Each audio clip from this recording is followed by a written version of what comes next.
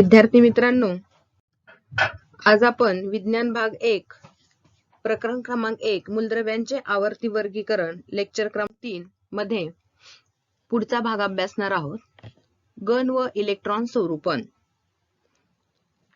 घन 1 मध्ये म्हणजेच आपण पाठीमागच्या व्हिडिओ मध्ये पाहिलं, अल्क धातूंच्या कुळातील सर्व मूलद्रव्ये असतात तिथे. तर घन 1 मध्ये जे काही अल्क धातूच्या कुळातील मूलद्रव्ये आहेत त्या मूलद्रव्यांच्या संयुजा इलेक्ट्रॉनची संख्या ही समान आहे. संयुजा इलेक्ट्रॉन्स म्हणजे काय हे पाठीमागच्या वर्षी तुम्ही अभ्यासलेलं आहे. अणूच्या बाह्यतम कक्षेमध्ये जेवढे इलेक्ट्रॉनची संख्या असते त्या संख्येला त्याची संयुजा इलेक्ट्रॉनची संख्या असं म्हटलं जातं, किंवा त्या जी काही बाह्यतम कक्षेमध्ये इलेक्ट्रॉनची संख्या आहे त्या संख्येला त्या मूलद्रव्याची संयुजा असे म्हणतात. ही संयुजा इलेक्ट्रॉनची संख्या ही कशी असते तर पहिल्या गणातील सर्व मूलद्रव्यांची समान असते. तसेच दुसऱ्या कोणत्याही गणातील मूलद्रव्ये आपण पाहिली तर त्याही मूलद्रव्याची संयुजा इलेक्ट्रॉनची संख्या सुद्धा कशी असते तर सारखीच असते.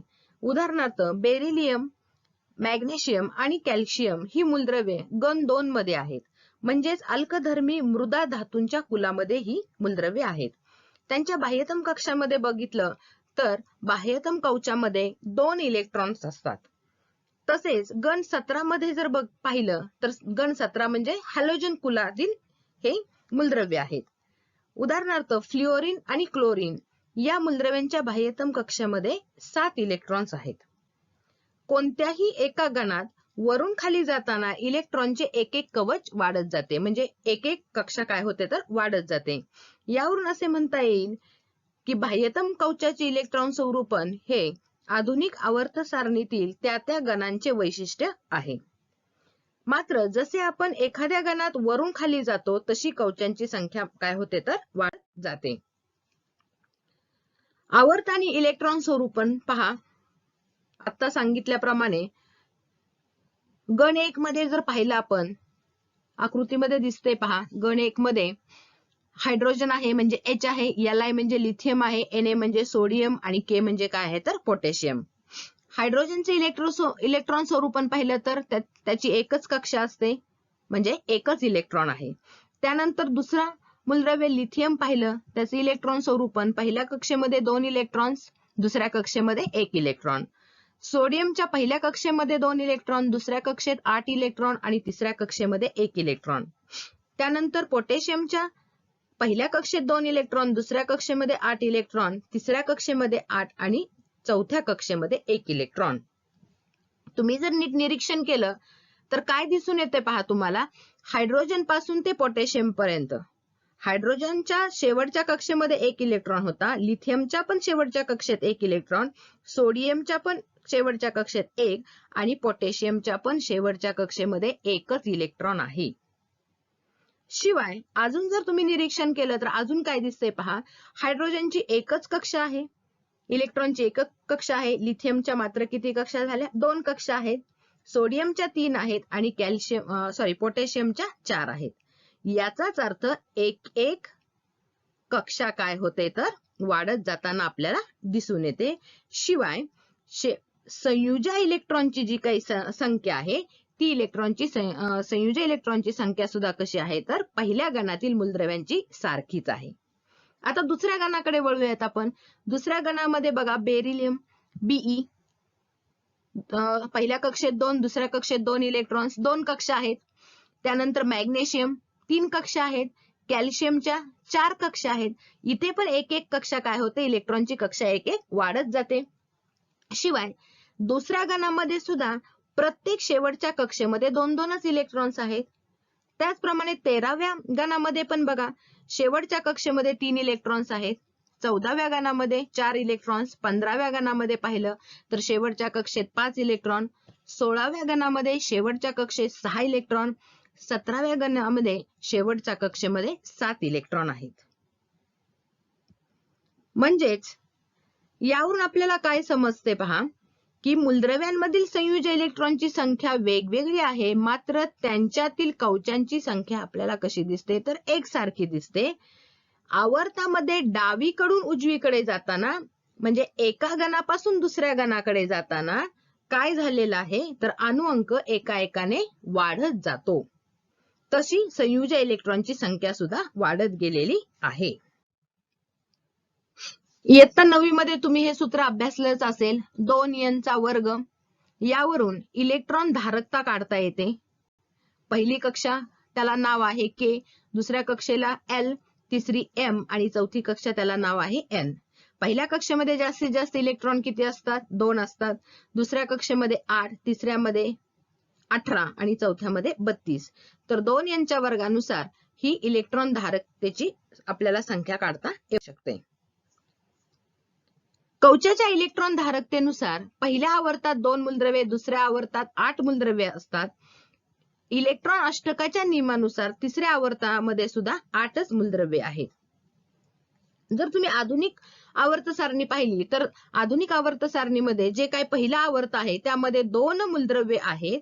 दुसऱ्या आवर्तामध्ये 8 मूलद्रव्ये आहेत. तिसऱ्यामध्ये सुद्धा 8 आहेत आणि पुढील आवर्तामध्ये इलेक्ट्रॉन भरण नियंत्रित करणारे आणखी काही घटक आहेत. ते काय तुम्हाला ह्या वर्षी अभ्यासायला नाही. मूलद्रव्याची रासायनिक अभिक्रिया ही त्याच्या संयुजा इलेक्ट्रॉनची संख्या व त्याचा संयुजा कवच कोणते आहे यावरून ठरवले जाते. त्यानंतर आपण अभ्यासणार आहोत आधुनिक आवर्त सारणीतील आवर्ती कल. आधुनिक आवर्त सारणीच्या एखाद्या आवर्तातील किंवा एखाद्या गणातील मूलद्रव्यांच्या गुणधर्माची तुलना केली तर त्यांच्यात होणारा जो काही बदल आहे त्या बदलामध्ये आपल्याला नियमितता दिसून येते. आधुनिक आवर्त सारणीमध्ये आपण आवर्त पाहिले आणि आपण गण पाहिले तर त्या आवर्तामध्ये किंवा गणामधील मूलद्रव्यांच्या गुणधर्माची जर तुलना केली तर त्यांच्यामध्ये बदल होतात आणि या बदलामध्ये नियमितता दिसून येते. यालाच आधुनिक आवर्त सारणीतील आवर्ती कल असे म्हणतात. या इयत्तेमध्ये आपण मूलद्रव्यांची संयोजा अभ्यासणार आहोत. अणु, आकारमान व धातू अधातू गुणधर्म याचा आपण विचार करणार आहोत. प्रथम आपण संयुजा म्हणजे काय हे मागच्या वर्षी तुम्ही याची व्याख्या पाहिलेलीच आहे. पहा संयुजाची व्याख्या. मूलद्रव्याच्या अणूच्या बाह्यतम कवचामध्ये असणाऱ्या इलेक्ट्रॉनच्या म्हणजे संयुजा इलेक्ट्रॉनच्या संख्येवरून त्या मूलद्रव्याची संयुजा ठरवली जाते. अणु आकारमान म्हणजे काय पहा. आकारमान हा द्रव्याचा मूलभूत गुणधर्म आहे. हे मागील इयत्तेत पाहिलेच आहे. अणूचे आकारमान त्याच्या त्रिज्येने दर्शवतात. त्याचे आकारमान दर्शवण्यासाठी कशाचा वापर केला जातो तर त्रिज्येचा वापर केला जातो. आणि ही अणुत्रिज्या म्हणजे काय आहे तर अणूचं केंद्रक आहे आणि बाह्यतम कवच म्हणजे बाह्यतम शेवटची कक्षा आहे. या दोघांमधलं अंतर म्हणजे काय आहे तर अणुत्रिज्या होय. या अणुत्रिज्या व्यक्त करण्यासाठी नॅनोमीटर पेक्षा सुद्धा लहान असे एकक वापरले जाते. याला पिकोमीटर असे म्हणतात. म्हणजे अणुत्रिज्या ही कशामध्ये मोजली जाते तर ती पिकोमीटर मध्ये मोजली जाते. आणि 1 पिकोमीटर बरोबर 10⁻12 मीटर. शेजारी तुम्हाला काही मूलद्रव्ये दिलेले आहेत आणि त्या मूलद्रव्यांची अणुत्रिज्या दिलेली आहे. पहा आतापर्यंत आपण काय पाहिलं की गणामध्ये खाली जाताना अणूचे आकारमान वाढत जाते. गणामध्ये खाली येताना अणूचे आकारमान वाढत जाते कारण गणात खाली जाताना नवीन कवचाची भर पडते. बरोबर आहे. एक एक कवच काय होतं तर वाढत जातं. एक एक कक्षा वाढत जाते. एक एक कक्षा वाढत गेल्यामुळे त्या अणूचा आकार काय होतो तर वाढतो. म्हणजेच त्याच्या आकारमानामध्ये वाढ होते. आणि त्यामुळे अणूचा आकार वाढल्यामुळे काय होतं बाह्यतम इलेक्ट्रॉन आणि अणुकेंद्रक यामध्ये अंतर वाढत जाते. जसजसा अणूचा आकार वाढतो तसं त्याचं आकारमान वाढतं. त्यामुळे बाह्यतम इलेक्ट्रॉन आणि मेन अणुकेंद्रक यांच्यामधलं जर अंतर पाहिलं तर ते अंतर काय होतं वाढत जातं. आणि याचा परिणाम म्हणजे केंद्रकावरील प्रभार वाढून सुद्धा अणूचे आकारमान वाढत जाते. पहा आवर्तामध्ये आपण पाहिलं की डावीकडून उजवीकडे जाताना अणुत्रिज्या कमी कमी होत जाते. या मागचे कारण काय आहे. एका आवर्तामध्ये डावीकडून उजवीकडे जाताना अणु अंक एका एकाने वाढत जातो. पाहिलं आपण. म्हणजेच केंद्रकावरील धनप्रभार पण काय होतो तर वाढत जातो. त्याचप्रमाणे भर पडलेला इलेक्ट्रॉन हा असलेल्या बाह्यतम कवचामध्ये जमा होतो. म्हणजे बाह्यतम कक्षे म्हणजे जो बाहेरून येणारा भर पडलेला नवीन येणारा जो काही इलेक्ट्रॉन आहे तो इलेक्ट्रॉन कुठे असणार आहे तर शेवटच्या कक्षेमध्येच तो जमा होत असतो. आणि हा जो काही वाढीव जो काही इलेक्ट्रॉन आहे यामुळे वाढीव केंद्रकीय धनप्रभार म्हणजेच तिथं धनप्रभार काय होतो तर वाढतो. एक इलेक्ट्रॉनची भर पडल्यामुळे तिथं त्या केंद्रकावरती धनप्रभार सुद्धा वाढतो आणि त्यामुळे या वाढीव केंद्रकीय धनप्रभारामुळे इलेक्ट्रॉन केंद्रकाकडे अधिक प्रमाणामध्ये ओढले जातात. धनप्रभार वाढल्यामुळे हे जे काही इलेक्ट्रॉन्स आहेत ते केंद्रकाकडे काय होतात तर अधिक प्रमाणामध्ये खेचले जातात, ओढले जातात आणि त्यामुळे अणूचे आकारमान काय होते कमी होते आणि त्याचमुळे अणूची त्रिज्या सुद्धा काय होते तर कमी होते. त्यानंतर धातू अधातूचे गुणधर्म. इथं 3 प्रश्न विचारलेले आहेत. तिसऱ्या आवर्तातील मूलद्रव्ये पहा, त्यांचे धातू अधातूंमध्ये वर्गीकरण करा. धातू आवर्त सारणीच्या कोणत्या बाजूला आहेत, डाव्या की उजव्या? त्यानंतर तुम्हाला अधातू आवर्त सारणीच्या कोणत्या बाजूला आढळले? सोडियम मॅग्नेशियम जर तुम्ही आधुनिक आवर्त सारणीमध्ये पाहिलं नीट तर सोडियम आणि मॅग्नेशियम ही धातुरूप मूलद्रव्ये आहेत आणि ती कुठं आहेत तर आवर्त सारणीच्या डाव्या बाजूला आहेत. सल्फर आणि क्लोरीन ही अधातू मूलद्रव्ये आहेत आणि ती उजव्या बाजूला आहेत. आणि या दोन्ही मध्ये असणारं एक मूलद्रव्य आहे त्याला नाव काय आहे तर धातू सदृश. उदाहरणार्थ धातू सदृशचं उदाहरण जर घ्यायचं म्हटलं तर ते कोणतं आहे तर सिलिकॉन आहे. आपण मगाशीच बघितलं आवर्त सारणीमध्ये एक नागमोडी रेषा आपल्याला दिसली. ही नागमोडी रेषा काय करते धातू आणि अधातूंना एकमेकांपासून वेगळे करते. यावरून काय लक्षात ठेवण्यासारखं आहे पहा, यामध्ये धातू हे धनायन या धातूपासून तयार होतात तर ऋणायन अधातूंपासून बनलेला असतो. धनायन हा धातूपासून बनलेला असतो तर ऋणायन हा अधातूंपासून बनलेला असतो. म्हणजेच धातूंच्या अणूंची प्रवृत्ती कशी असते तर स्वतःमध्ये संयुजा इलेक्ट्रॉन स्वतःचे जे काही संयुजा इलेक्ट्रॉन आहेत ते इलेक्ट्रॉन गमवायचे, देऊन टाकायचे दुसऱ्यांना आणि धनायन बनण्याची त्यांची प्रवृत्ती असते. म्हणजे धातू काय करतात तर त्यांची जी काही संयुजा इलेक्ट्रॉन्स आहेत त्यांच्या शेवटच्या कक्षेमध्ये जे काही इलेक्ट्रॉन्स आहेत ते इलेक्ट्रॉन्स देऊन टाकतात आणि धन प्रभार काय करतात तर स्वतःवरती बनवतात आणि ते धनप्रभारित बनतात. तर याच्याच उलट काय आहे, अणूंची प्रवृत्ती मात्र तशी नाही, त्यांची उलटी प्रवृत्ती आहे. ते काय करतात बाहेरून इलेक्ट्रॉन संयोजक कवचामध्ये स्वीकारतात, बाहेरून इलेक्ट्रॉन ते स्वीकारतात आणि स्वीकारल्यामुळे त्यांच्यावरती ऋणायन तयार होते. आयनांना राजवायूंचे स्थायी इलेक्ट्रॉन स्वरूपन असते. संयोजक कवचातून इलेक्ट्रॉन गमावण्याची किंवा संयोजक कवचात इलेक्ट्रॉन स्वीकारण्याची अणूची क्षमता ही कशी ठरते तर कोणत्याही अणूतील सर्वच इलेक्ट्रॉन हे त्यांच्यावर धनप्रभारी केंद्रकामुळे प्रयुक्त होणाऱ्या आकर्षण बलामुळे अणूंमध्ये धरून ठेवले जातात.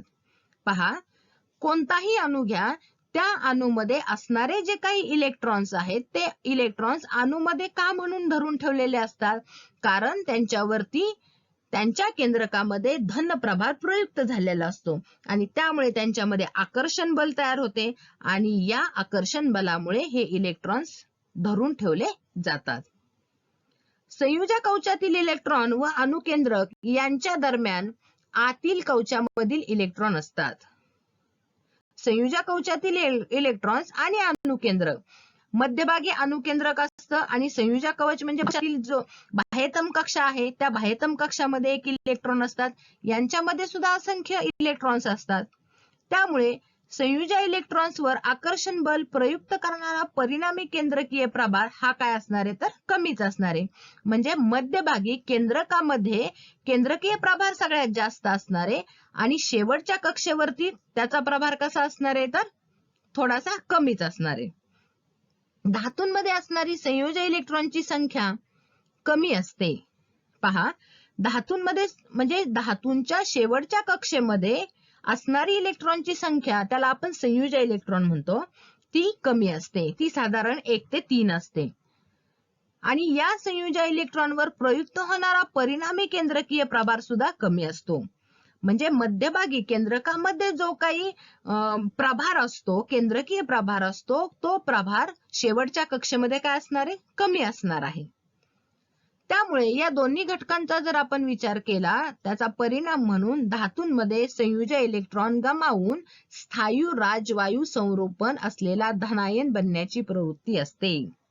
पहा, शेवटच्या कक्षेमध्ये असणारा जो काही इलेक्ट्रॉन आहे, त्या इलेक्ट्रॉनवरती केंद्रकामध्ये जो काही प्रभार आहे, केंद्रकीय प्रभार आहे, तो केंद्रकीय प्रभार हा शेवटच्या कक्षेतील इलेक्ट्रॉन वरती कसा असणार आहे? कमीच असणार आहे.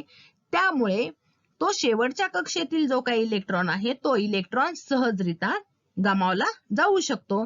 आणि इलेक्ट्रॉन गमावला गेला की तिथे स्थायू राजवायू संरूपण बनते आणि त्या मूलद्रव्यावरती धनायन बनण्याची प्रवृत्ती निर्माण होते. मूलद्रव्याची ही प्रवृत्ती अथवा विद्युत धनता म्हणजेच त्या मूलद्रव्याचा धातू गुणधर्म होय. आणि ही जी काही त्या मूलद्रव्याची प्रवृत्ती आहे, म्हणजे संयुजा इलेक्ट्रॉन गमवून टाकणे आणि त्यानंतर स्थायू राजवायू संरूपण असलेलं धनायन प्रवृत्ती बनणे, यालाच धातू गुणधर्म असं म्हटलं जातं. पहा, एक आकृती दिसते तुम्हाला, एक ग्राफ काढलेला आहे. ग्राफ नाही, मगाशी आपण जे आधुनिक आवर्त सारणी पाहिली, त्याच आधुनिक सारणीचं हे मॉडेल आहे. मी जर नीट निरीक्षण केलं तर पहा, धातू, अधातू आणि धातू सदृश ही तिन्ही मूलद्रव्ये काय दिसतात? आपल्याला विभागलेली दिसून येतात. पहा, धातू कुठं आहेत? मिडल साइडला दिसतात. त्यानंतर धातू सदृश्य मूलद्रव्ये बघा, नागमोडी लाईन आहे, बरोबर त्या नागमोडी लाईनच्या शेजारीच आहेत, सीमारेषेवरतीच ते आहेत. आणि अधातू आहेत ते उजव्या साइडला आहेत, वरच्या बाजूने अधातू आपल्याला दिसून येतात. तर यावरून काय दिसून येतं बघा, कोणत्याही गणात वरून खाली जाताना मूलद्रव्यांची विद्युत धनता वाढते. कोणत्याही गणामध्ये बघा, त्या गणामध्ये पाहिलं आपण, निरीक्षण केलं तर त्या मूलद्रव्याची विद्युत धनता वाढलेली दिसते, म्हणजेच विद्युत ऋणता काय होते तर कमी होते. तसेच आवर्तामध्ये जर पाहिलं आपण, आडव्या ओळींमध्ये आवर्तांमध्ये जर पाहिलं तर डावीकडून उजवीकडे जाताना त्या मूलद्रव्याची विद्युत ऋणता वाढते. उलट आहे, विद्युत ऋणता वाढते म्हणजेच त्याची विद्युत धनता काय होते तर कमी होते. आणि मूलद्रव्याची विद्युत धनता किंवा विद्युत ऋणता जेवढी जास्त, तेवढी त्याची अभिक्रियाशीलता सुद्धा कशी असते तर जास्त. ज्या मूलद्रव्याची विद्युत धनता जास्त आहे किंवा ऋणता जास्त आहे, तो मूलद्रव्य काय असणार आहे तर जास्त अभिक्रियाशील असणार आहे. म्हणजे यावरून काय दिसतं पहा, डावीकडून उजवीकडे जाताना कमी होत जाणारी अणुत्रिज्या, म्हणजे अणुत्रिज्या कमी होते. त्याचप्रमाणे डावीकडून उजवीकडे जाताना विद्युत ऋणता वाढते आणि अधातू गुणधर्म सुद्धा वाढतात. तसेच डावीकडून उजवीकडे जाताना विद्युत धनता आणि धातू गुणधर्म कमी होतात. आणि वरून खाली येताना जर पाहिलं आपण, गणामध्ये जर आपण वरून खाली येताना पाहिलं तर काय होतं, अणुत्रिज्या वाढते, विद्युत ऋणता कमी होते, अधातू गुणधर्म कमी होतात, विद्युत धनता आणि धातू गुणधर्म काय होतात, वाढत जातात. ठीक आहे. त्यानंतर प्रथम एका गणातील मूलद्रव्यांचा धातू गुणधर्माचा विचार करू. एका मूलद्रव्याच्या धातू गुणधर्माचा जर विचार केला तर पहा, एका गणात वरून खाली जाताना नव्या कवचाची भर पडून केंद्रक व संयुजा इलेक्ट्रॉन यांच्यातील अंतर वाढत जाते. मगाशीच बघितलं आपण, वरून खाली येताना एक नवीन कक्ष वाढतोय, नवीन ऑर्बिट, नवीन कक्षा वाढते आणि त्यामुळे केंद्रक आणि शेवटची कक्षा यांच्यामधलं अंतर काय होतं तर वाढतं. आणि यांच्यामधलं अंतर वाढल्यामुळे शेवटच्या कक्षेवरचा जो काही केंद्रकीय प्रभार आहे, तो केंद्रकीय प्रभार पण काय होतो तर कमी होतो. आणि हा केंद्रकीय प्रभार कमी झाल्यामुळे त्या शेवटच्या कक्षेवरील म्हणजेच त्या संयुजा इलेक्ट्रॉन वरील आकर्षण बल काय होते तर कमी होते आणि त्यामुळे संयुजा इलेक्ट्रॉन गमावण्याची अणूची प्रवृत्ती वाढते. संयुजा इलेक्ट्रॉन गमावल्यानंतर उपांत्य कवच बाह्यतम ठरते, म्हणजे जे काही शेवटचं आहे ते काय होतं तर बाह्यतम ठरते. आणि हे जे कवच आहे हे पूर्ण अष्टक असल्यामुळे तयार झालेल्या धनायनला विशेष स्थैर्य प्राप्त होते. त्यामुळे इलेक्ट्रॉन गमावण्याची अणूची प्रवृत्ती आणखी वाढत जाते. संयुजा इलेक्ट्रॉन गमावण्याची अणूची प्रवृत्ती म्हणजेच तो धातू गुणधर्म मगाशीच आपण पाहिलं. एका आवर्तात डावीकडून उजवीकडे जाताना बाह्यतम कवच तेच राहते. पहा, डावीकडून उजवीकडे जाताना बाह्यतम कवच तेच राहते, मात्र केंद्रकावरील धनप्रभार वाढत गेल्यामुळे त्याची अणुत्रिज्या कमी होते. आणि ती कशी होते ते मगाशीच पाहिलं आपण. धनप्रभार वाढत गेल्यामुळे त्या अणूचे शेवटी धनप्रभार वाढत गेल्यामुळे आणि एका इलेक्ट्रॉनचा काय होतो तर इलेक्ट्रॉनची त्याच्यामध्ये भर पडल्यामुळे कक्षामध्ये भर पडल्यामुळे त्याचा धनप्रभार वाढतो आणि त्यामुळे त्या अणूचं आकारमान कसं होतं तर वाढत जातं पहिल्यांदा आणि नंतर त्याचा धनप्रभार वाढल्यामुळे हे सर्व इलेक्ट्रॉन्स केंद्रकाकडे आकर्षले जातात, खेचले जातात आणि खेचल्यामुळेच आपोआपच त्या अणूचा आकारमान काय होते तर कमी होते आणि त्यामुळे त्याची अणुत्रिज्या कमी होते. एका आवर्तात डावीकडून उजवीकडे जाताना वाढत जाणारा केंद्रकीय प्रभार व कमी होत जाणारी अणुत्रिज्या या दोन्ही घटकामुळे संयुजा इलेक्ट्रॉनवर प्रयुक्त होणारा परिणामी केंद्रकीय प्रभार वाढत जातो. आता सांगितलं. संयुजा इलेक्ट्रॉन अधिकाधिक आकर्षण बलाने धरून ठेवले जातात, यालाच अणूची विद्युत ऋणता म्हणतात. पहा, डावीकडून उजवीकडे जाताना वाढत जाणारा केंद्रकीय प्रभार वाढत जातो आणि अणुत्रिज्या काय होते तर कमी होते आणि या दोघांचा परिणाम काय होतो तर त्यावरील केंद्रकीय प्रमाण वाढतो आणि संयुजा इलेक्ट्रॉन अधिकाधिक काय होतात तर आकर्ष बलाने धरून ठेवले जातात आणि यालाच अणूची विद्युत ऋणता असं म्हणतात. एका आवर्तात डावीकडून उजवीकडे जाताना वाढत जाणाऱ्या विद्युत ऋणतेमुळे बाहेरून इलेक्ट्रॉन स्वीकारले जातात आणि त्यांची अष्टक स्थिती ही पूर्ण केली जाते आणि ऋणायन बनण्याची अणूंची क्षमता वाढते आणि यालाच काय म्हटलं जातं तर हा अधातू. यानंतर हॅलोजन कुलातील प्रवणता. गण 17 मध्ये जे मूलद्रव्य आहे ती मूलद्रव्ये हॅलोजन कुलाचे सदस्य आहेत. त्यांचे सर्वसाधारण रेणुसूत्र हे X2 आहे. गणात वरून खाली जाताना पाहिलं तर त्यांच्या भौतिक स्थितीमध्ये प्रवणता दिसून येते. प्रवणता म्हणजे काय तर विविधता. उदाहरणार्थ या गण 17 मध्ये काही मूलद्रव्ये हे स्थायू अवस्थेमध्ये आहेत, वायू अवस्थेमध्ये आणि वायू आणि द्रव अवस्थेमध्ये आहेत. उदाहरणार्थ घ्यायचं म्हटलं तर स्थायू अवस्थेमध्ये आयोडीन आहे, द्रव अवस्थेमध्ये ब्रोमीन आणि वायू अवस्थेमध्ये फ्लोरीन आणि क्लोरीन ही मूलद्रव्ये आहेत. याचाच अर्थ जो काही गण 17 आहे त्या गण 17 मध्ये असणारी जी काही मूलद्रव्ये आहेत ती मूलद्रव्ये हॅलोजन कुलाचे सदस्य असतात. ठीक आहे, तर आतापर्यंत जेवढं काही झालेलं आहे त्याचा सर्व अभ्यास व्यवस्थित नीट करायचा आहे आणि यावरती तुम्ही नोट्स काढायचे आहेत.